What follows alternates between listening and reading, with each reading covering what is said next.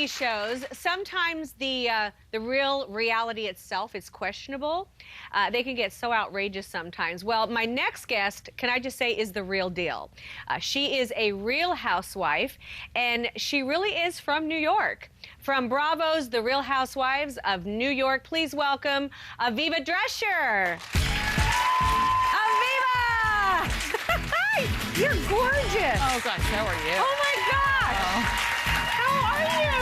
It's so good to see you. So good to see you. My goodness, Thank you're you. beautiful. Oh, God, well, coming from you. How Thank tall you. are you? Oh, almost 5'10". Yeah, you're gorgeous. I love it. Okay, I love your name. I design dolls, and I always like to know the meaning of names. Do you know what it means, or? Yes. It's a Hebrew name given by my non-Jewish German mother. When she was in Saint-Tropez, before Saint-Tropez was hot, she loved the name Aviva, which means spring and life. Oh, light and life and spring. Life, very cool. Is there your last name? Is there any relation to Fran? Oh, Drescher?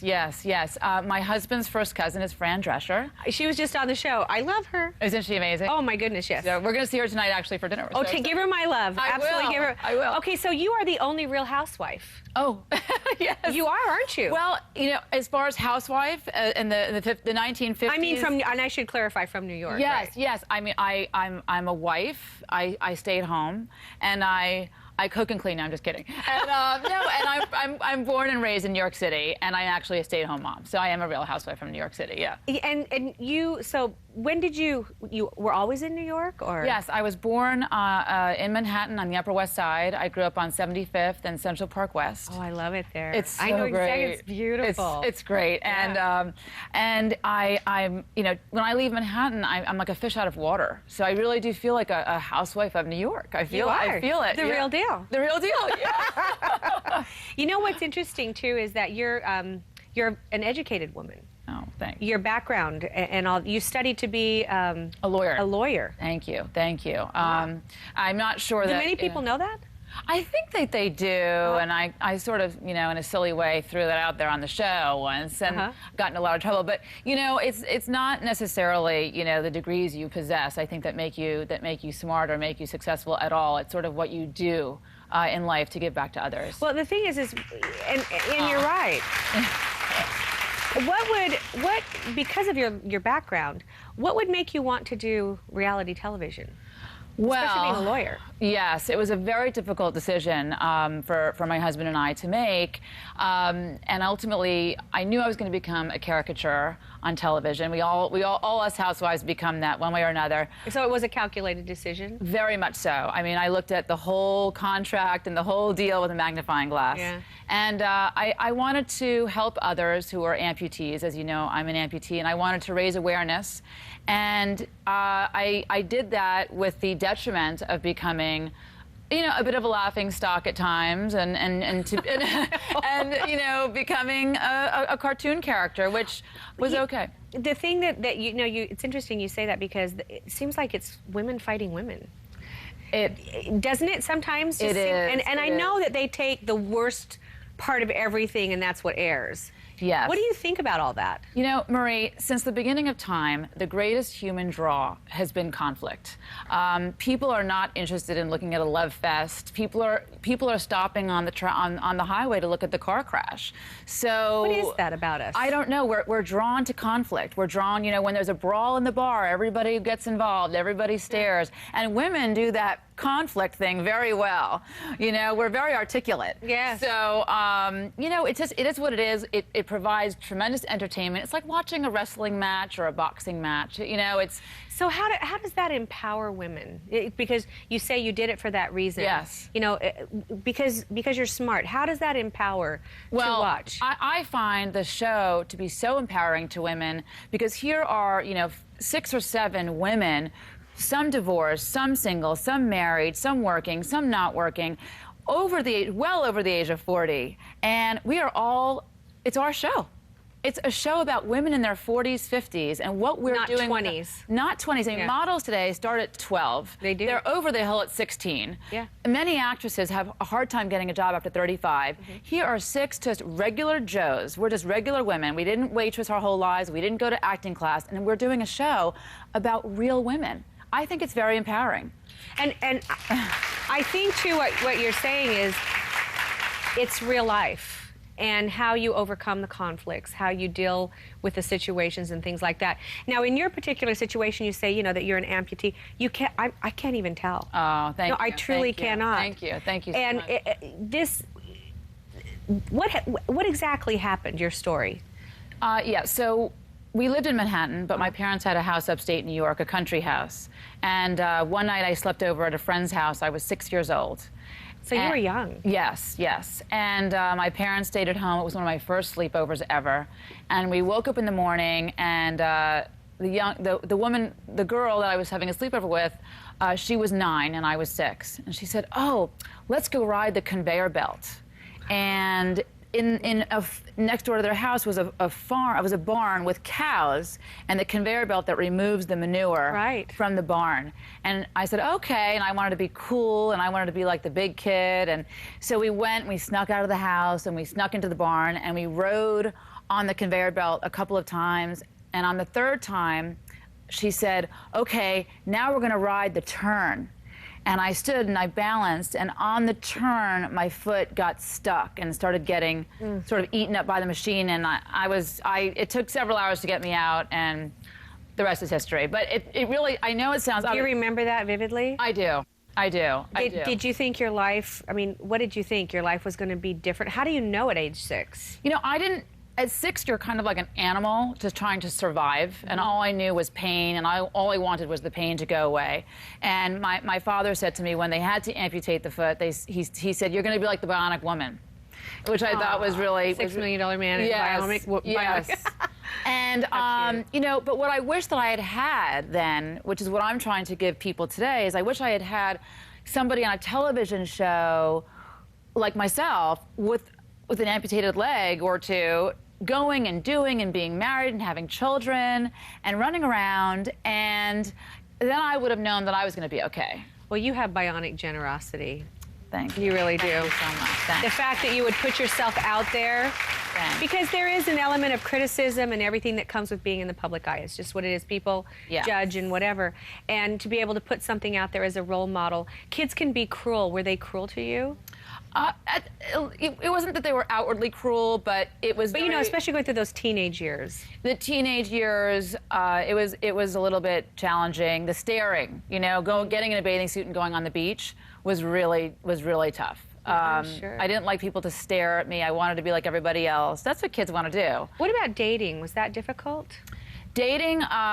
My first. Is it okay? I'm asking. I'm just so. Yes. You're so out there. It's wonderful. I always think about my children watching, so I have to be careful.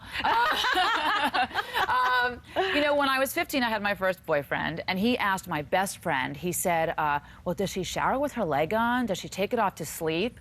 And I remember thinking to myself, "Oh, I was so mortified." And then, you know, dating was all right. There was one incident in between my first husband and my second husband, my present husband.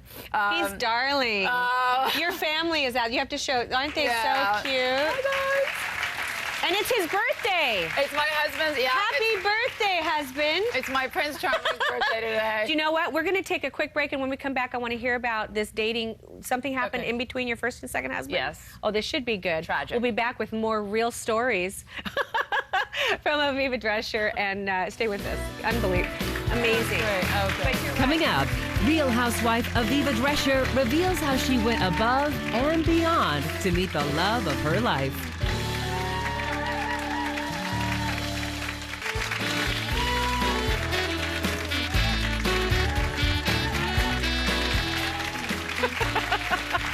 We are back with Real Housewife Aviva Drescher, and you are absolutely darling to talk to. We were talking about your life growing up, having your prosthetic, and dating, and you said there was a dating situation. There was one that sticks out the most in my mind, which was I was separated from my first husband, and I went on a date with a gorgeous, tall, man in New York City, someone who's quite well known in real estate. Oh, come on, tell us. I can't. I couldn't. I don't want to get sued. I don't want to hurt anybody. I don't want to know. And we went on a couple of dates, and he was smitten. and we had, we had made out, and that was it. And he said that he wanted to take me away on a trip. And I said, oh, great. And now we went on our third date. And I said, I'm so flattered that you want to go away with me, and I'm so excited, but I just want to let you know that I'm missing a part of my leg, and I'm wearing a prosthesis. And he promptly asked for the check and took me home and never called me again. Are you kidding? I'm not All right, kidding. tell me his name. I want to know. And then it was weird. It was like a layup to my Prince Charming, who's my husband now. He's a doll. And what a good man. Yeah. Reed, right? Yeah, Reed. Yeah. So how did you two meet? So Reed and I, Reed was separated from his wife, and he had a 1.5-year-old, and I was separated, and I had a 2.5-year-old, and I was shopping at Bed Bath & Beyond. That's awesome. And I was in my sweats, and I was, grouchy divorcee. And my son, my 2.5-year-old, started playing with a 1.5-year-old girl named Harrison, was playing with Veronica, a little girl. And I sort of bought them some lollipops, and I knelt down, and I gave them lollipops. And the father came over, and he said, it's tough being a new single dad. And I said, oh, I'm single, too. And you know what? The rest is, I did the hair flip. And the rest is history. We merged, and when we got engaged, Reed, before giving me a lovely ring, much more important was he gave the children 2 rings, brother-sister rings. So my son Harrison gave Veronica a ring and said, will you be my sister? And then Veronica gave Harrison a ring and said, will you be my brother? And then Reed gave me a ring with the kids, and we all had rings. And then how darling is that? It was really cute. It was really cute. That is darling. And then we got married, and we had 2 more, and now we're like almost a Brady Bunch. So, what a darling idea. That just gives me tons of ideas. That's so cute. So, have you ever thought of going back and practicing law again, or what you're going to do? I'm not so interested in practicing law. I'm more interested in advocating for amputees. Insurance companies only pay for about 1 limb per year, or sometimes 1 limb per lifetime. And women, when they get mastectomies, reconstructive breast surgery is fully paid for by insurance, but beautiful limbs are not. And I believe that if women or men want to have limbs with a cosmetic cover to make it look like, which you can see I have, to make it look like you've got skin and nails and capillaries, I believe that if it makes you psychologically feel better and feel whole, that it's actually something that we're entitled to, and that insurance needs to pay for. So what I plan to use my degree to do is to fight to the powers that be to get... I say go for it. To get the insurance companies to pay for everything. I could not agree with you more because, I work with children's hospitals. Yes. And I see that some of the prosthetics, they don't match the color of their skin. Right. They're expensive. I see younger teenage girls that want to wear high heels. Exactly. And then they have because you need more than one... You have to have more than one different kind, don't you? You need 1 for heels, 1 for flats, 1 for swimming, 1 for skiing, 1 for anything. And, why shouldn't a 17-year-old girl who just lost her leg be able to put on a pair of heels and feel sexy? No kidding. Everyone should feel sexy and pretty. You need to feel pretty. Absolutely. Is there a person in your life or a story of somebody that you've touched, an amputee, or somebody that has said something to you that... Just, how it makes you just feel happy inside? Yes, yeah. There are. I speak to especially young women probably every day, new amputees, and their mothers or their aunts say to me that I've just changed their life. Just by not only by me working with them one-on-one, but even though it's often silly, just by seeing me on TV, they feel like, wow, look what I can do in the future. And it's great. I spoke to one girl. I spoke to my friend Brady last night. She lost her leg in a boating accident, and she is just starting to date somebody, and she just went on spring break, and she was like, what do I do when I go on the beach? What do I do when I'm in a bikini on the beach? And she's 16. It's, the hardest age. I said, you know what? Just, even if you don't feel it, act super confident. Just be confident, and everybody will feel confident around you. And after a while, when you act confident, you're going to feel confident. That's great advice. So, great advice. And what have you taught your children about compassion and those types of, because I'm sure you talk to your children about it, right? Yes, yes. Well, my children, just out of the gates, because they see me with my prosthesis, which at home we call a special leg, they understand differences. They get it. And so it makes them naturally more sensitive to other people's differences. The little ones will ask questions, and I answer the questions. The older ones, you know, like we have some neighbors in my building who are two gay men, and you know, one little child once asked, "Wait, there are two daddies?" and this, and I said, "Yes." I said, "Yes, there's two daddies. There's sometimes two mommies, sometimes two daddies, sometimes one leg, sometimes two legs, sometimes brown hair, sometimes blonde hair." So in that way, I'll throw it in the special leg so that they'll kind of get it. It's just differences, and I believe in life you have to celebrate your differences, and it's really what makes us all beautiful. It is what makes us beautiful. You know, our differences and to learn to love each other. To love each other for the differences, and I believe putting yourself in other people's shoes is really important. Really, it is. So, what's next on the show, really quick? I think filming is going to be starting very soon. And you know, Ramona and I are a little bit in a tiff. So we'll see what happens with that. But I'm looking forward to, you know, just living my life in front of cameras, which you forget are there. And do you forget sometimes and wish that you hadn't? Sometimes, yeah. Well, we're glad that you're living in front of it and being a great example out there for people. Thank you. I support you in your passion and helping everybody that you can. You're terrific. Thank you for being here. Thank you. Your name is accurate. Oh, you are a light. You are bright. Thanks, you're Marie. beautiful. Thank you for being here. Thank you. Don't go away. We'll be right back.